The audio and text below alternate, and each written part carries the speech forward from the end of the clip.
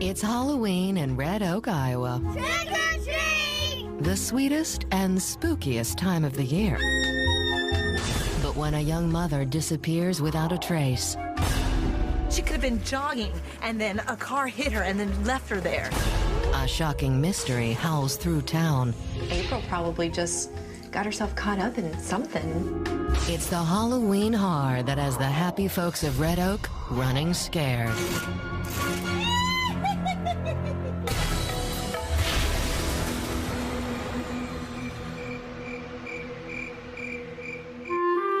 Montgomery County Sheriff Tony Updegrove tells KCSI KOAK News. Broadcasting live from Red Oak, it's the 25,000-watt voice of Jerry Dietz. In this small town, Jerry's a big man indeed. He's been on the air for 30 years, and he's never missed a story. From Red Oak. This is little Joey. He and his family are about to become Jerry's next big story. Little Joey has April's mouth and her smile, and he has my son's forehead. Sadly, Big Joe has wandered into some legal trouble these days. So proud Grandma Teresa stepped in to help out daughter-in-law April. I got to spend some time with her and the baby. April is like a daughter I never had. Teresa looks forward to her daily girl talk with April until one day when the phone call never comes. She was supposed to call me by Monday, and I never actually got to touch base with her, and I knew something was wrong. I could feel it. Teresa puts in a call to the Montgomery County Sheriff's Office. They were concerned they hadn't heard from her for quite some time. It might all be a simple misunderstanding, but ever the helpful sheriff, Tony Updegrove runs by April's apartment to make sure everything's in order. When I first arrived at April's apartment, I noticed there were several boxes packed. It appeared that April had planned on moving. With winter approaching, everyone in Red Oak dreams of someplace a little warmer, where the palm trees sway and the living is easy. Maybe April took off for warmer climes. Her sister, Tandy Bressler, knows that April had been thinking about leaving Red Oak. April had plans to move out to California to live with our mom. But for Tandy, the way April disappeared doesn't sit right. April wasn't the type to just get up and leave without letting someone know where she was going to be. And all her personal belongings were in a suitcase. Something was wrong. Well, packing can be such a drag. But surely April wouldn't run off without baby Joey in tow. So Sheriff Updegrove decides to investigate this theory in greater detail. A family member was working with April to provide her money to acquire a bus ticket. But April never collected her ticket to paradise. And when April didn't pick up the bus money and get the bus ticket, that was just another indication to us that she had not run away. But if she didn't run away, what did happen to April? The mystery hits the streets of this rural Iowa town faster than even Red Oak's most dedicated runners can pound the pavement. So, what do you think happened to April? Well, she could have gotten attacked by a stranger and then forcibly taken away. Maybe she was kidnapped? Yeah, it's possible. Or, you know, she could have been jogging, and then a car hit her and then left her there. Oh my gosh, like a hit and run. Yeah. You know, I just hope they find her. I know, me too. And so do police. With the clock ticking, Sheriff Updegrove launches every resource possible to search for April Corter. And we want to be very careful. ATVs will not be able to access all the areas we need to get to, so we're going to have to do it by hand. But each search party returns empty-handed. As weeks go by, investigators must expand their scope and lower their expectations. We extended the search throughout the town of Red Oak. We checked rock quarries, large bodies of water, man-made and natural bunkers. And still, there's no sign of April Corter, dead or alive. Over at the studios of KCSI Radio, local legend Jerry Dietz is hot on the heels of this story. Local law enforcement officers are asking for your assistance. If you have any information concerning the whereabouts of April Corter, you're asked to please contact the Montgomery County Sheriff's Office immediately. Tips begin to pour in from his legions of loyal listeners. As we were working through these tips, we did receive one tip that was of great value. We had received a tip from a female that a body had been discarded in a water well out in the rural areas. But the search for the body won't be easy. In Iowa, for every cornfield, there's a well. Investigators work day and night looking in 46 different wells, but come up empty. Then, at the 47th, in the middle of the night, they make a sad discovery. When I looked in the well with the flashlight, I could see a human body. We need a recovery team out here at this location. A grim recovery process begins. We brought the body out of the well, at which time we could see it was an adult female. But who is this woman? And how did she end up in this dark, watery grave? There was a zip tie around the neck area and a zip tie around the ankles. The body was badly decomposed. Identification was not immediately available. This was no accident. This was homicide. Montgomery County Sheriff tells KCSI KOAK News that a badly decomposed body has been found in a well east of Oakland. There is indication from the evidence that it could be that of missing April Corter from Red Oak. But investigators won't know for sure until they positively ID the body. After bringing the body out of the well and transporting it to the medical examiner's office and an autopsy was performed, as well as dental record confirmation, we had learned that that was indeed April Corter. After weeks of searching, April's family can finally put the uncertainty to rest. When I heard the news, it was such a shock. It was like a new heartache all over again. Because that was my daughter that was dead. And now the citizens of Red Oak must confront a terrible question. Who would murder April Corter? I mean, somebody must have seen something, right? I mean, I know it's in the middle of a cornfield, but there's always eyewitnesses. Clearly somebody must have dragged her there because, by the looks of it, I don't think she could have fell in the well by accident. Looks like this small-town sheriff is going to need some big-time help. We contacted the Iowa Division of Criminal Investigation. They sent an agent by the name of Mitch Mortvet to assist us. And Special Agent Mortvet has more than Midwestern charm. He's got some shocking news. There were 2 other women that were missing from the area from just across the river in Omaha, Nebraska.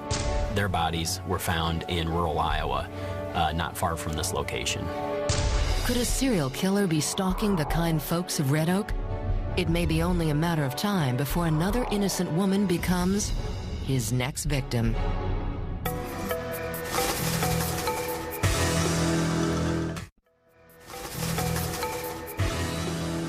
There's nothing more tempting than the first candy apple of the fall.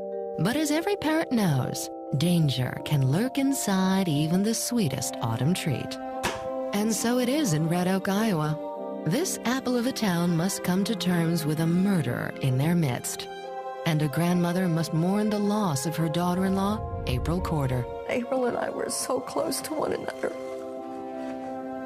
It wasn't like daughter-in-law at all. It was more like daughter, like losing one of your own children. But grief quickly gives way to fear. Special Agent Mitch Mortvet has been investigating 2 other murders in the area. Now, with a 3rd victim, he must consider a terrifying theory. Anytime that you have 3 young women that are missing from the same general area during the same time period, you have to entertain the thought that, is this a serial killer? And rumors of a mass murder on the loose are soon flying through the airwaves of KCSI. Ladies and gentlemen, you need to be aware of the possibility of a serial killer in the Red Oak area. With Halloween here, make sure your children are safe and aware of that possibility. Yes, there could be a serial killer in the Red Oak area. Montgomery County. And this serial killer seems to have very specific tastes. The other 2 women that were missing were known prostitutes and had several convictions on their criminal record for that type of activity. And even nestled inside their warm Midwestern homes, families all over Red Oak can still smell the danger. All this talk about the possibility that it might be a serial killer, it actually has me worried about taking the kids trick-or-treating. Honey, don't worry. We'll still take them trick-or-treating. I'm sure our family's gonna be safe. I mean, the other two girls weren't exactly the girl next door type, so April probably just got herself caught up in something. Is there more spice to Sweet April than anyone ever imagined? Special Agent Mortfed is determined to find out. In investigating April's death, we wanted to try to get to the bottom of it as quickly as possible. Mortfed and his partner, Detective Steve Peterson, meet to explore any possible connection between April Corter and the two other victims in the area. You know, the other girls were just dumped in a ditch in another county, and they were from Omaha. April was not. And there's another small problem. Both of the other girls had a criminal history for prostitution, where, of course, April did not. Indeed, April has nothing in common with the other victims.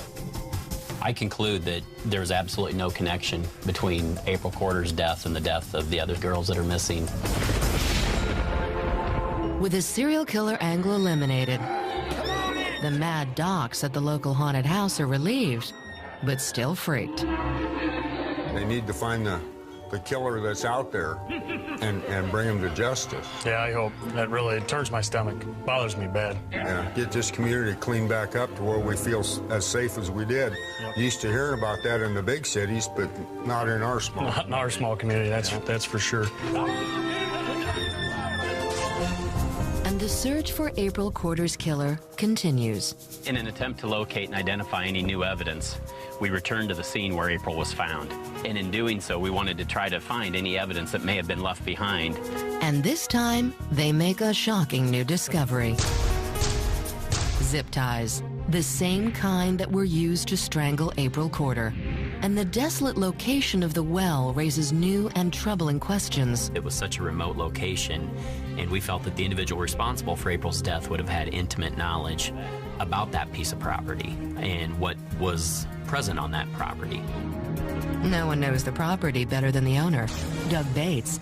And there's more to Farmer Bates than meets the eye. This Iowa farmer also happens to be an ex-con. Could he have something to do with this terrible crime? Jerry Dietz is right on top of this latest scoop. The body was found. There's question as to what the property owner knew about the disappearance of April Corter and her murder. There is evidence that has been found that may link the landowner to the murder. With a dead woman and zip ties found on his property, Doug has some serious explaining to do. Has this farmer finally reaped more than he could ever possibly sow?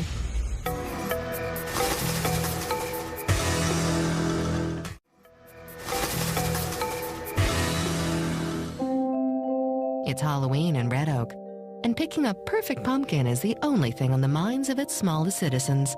Little do they know that a new suspect has been unmasked in the murder of April Corter, and gossip is brewing among the regulars at Giggles Coffee about one very suspicious farmer.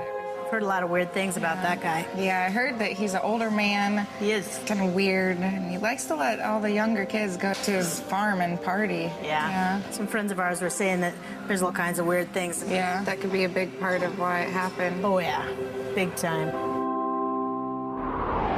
Investigators bring Doug in for questioning. He immediately denied any involvement in her disappearance and homicide. But is he telling the truth?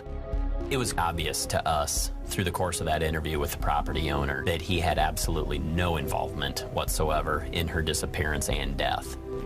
And Doug has more than a convincing denial. He has quite a story to share. He also had told us that he had contact with Dan Miller, who was April's boyfriend at the time of her disappearance and death. Boyfriend? Even April's own sister didn't know that April had a new man. We found out she had a boyfriend that she had been living together with. It was a shock to me because she had kept that part of her life, secret. Back at the police station, officers pressed Doug for more information about April's secret lover.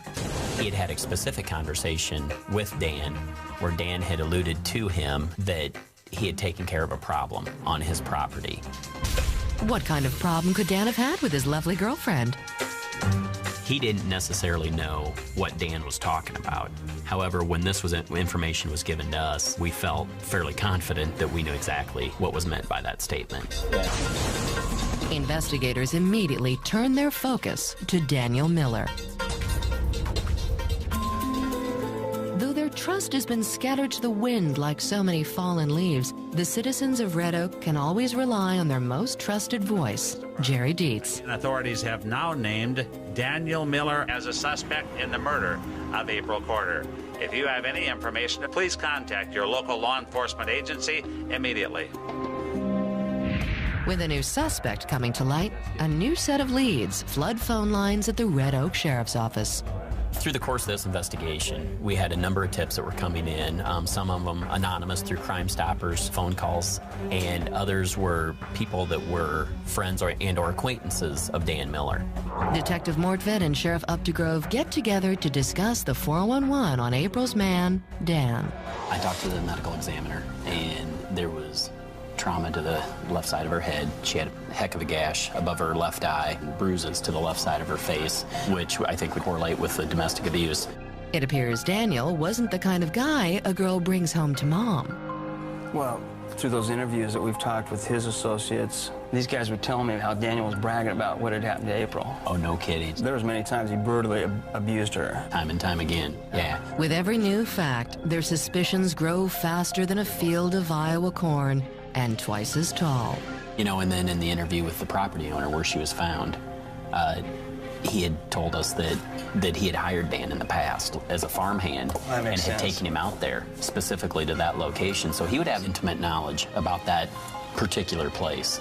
Although it's only circumstantial, investigators believe they have their killer, but they'll need more evidence before they can make an arrest.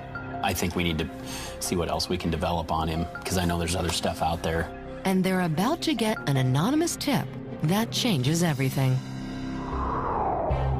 Someone that was very close to Dan Miller identified him as being responsible for April Corter's death. That someone turns out to be Dan's very own sister. Talk about sibling rivalry. She tells investigators Daniel knew where the body was even before it was found. And it was with that information that we were able to obtain a warrant for first-degree murder for Dan Miller. But now they have to find him. We went to his residence where he was living with his father, and his dad informed us that he was out of state. But where did he go? Did Daniel Miller skip town, or is this local ghoul still lurking in the shadows?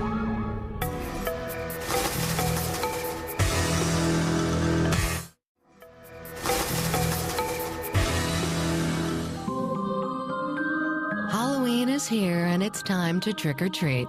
But when there's a suspected killer like Daniel Miller on the loose, you'd better think twice before taking candy from a stranger. Investigators have organized a manhunt for the man they believe has murdered April Corter. A suspect has now been named in conjunction with the murder of April Corter, and authorities are looking for Daniel Miller. And there's another family member willing to put Daniel where he belongs. Spoke with his father, who informed us that he had just recently taken a new job and was actually working out of state for a construction company in northern Minnesota.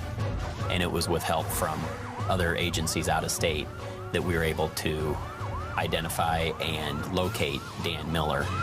Officers arrest and charge Daniel Miller with first-degree murder and kidnapping in connection with the disappearance and death of April Corter. And no one is surprised. Always the boyfriend or husband, same old story. I don't see how he's going to talk his way out of that one. I mean, I don't know. He's going to have a lot to answer for. I don't know how he's going to explain his girlfriend ending up in a well with a zip tie around her neck. Once Dan was taken into custody, there was an attempt made to interview him, and he basically denied any involvement with her disappearance and death, and was trying to act like he was even surprised or in shock that she was dead. But investigators give Daniel's acting debut 2 thumbs down. With a suspect in custody, April's mother-in-law, Teresa, finally wins some well-deserved peace. I was so happy and I was relieved that they finally caught him, because he would actually have to pay for what he did to April. But the question remains, why would Daniel want to kill his girlfriend? During the course of this investigation, we received information that Dan and April had gotten into some type of physical fight that evening. It's our belief that at some point he took her out to this rural location, to where this well and this abandoned farm was, and in some type of paranoid rage, decided that he was going to kill her. And he put zip ties around her throat and around her ankles, which resulted in her death, and dumped her down this well.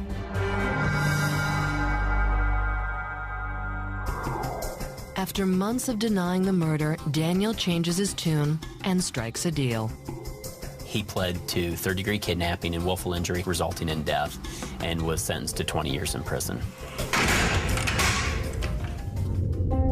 For the innocent citizens of Red Oak, the sentencing of Daniel Miller does little to heal the scar he left behind.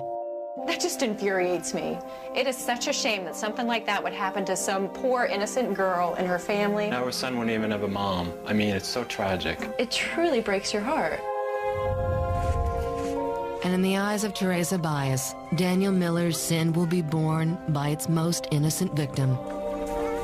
Daniel Miller took away April's life, took away her son's chance to ever know his mother. There will never be any mother-son hugs. There will never be goodnight kisses. There will never be anything that a mother does, especially with her son. And Daniel Miller took that away from him. Some say the young faces behind the masks in Red Oak have lost a bit of their light. But as long as April Corter's spirit remains alive, these trick-or-treaters' bags soon will be full of sweetness and hope once more.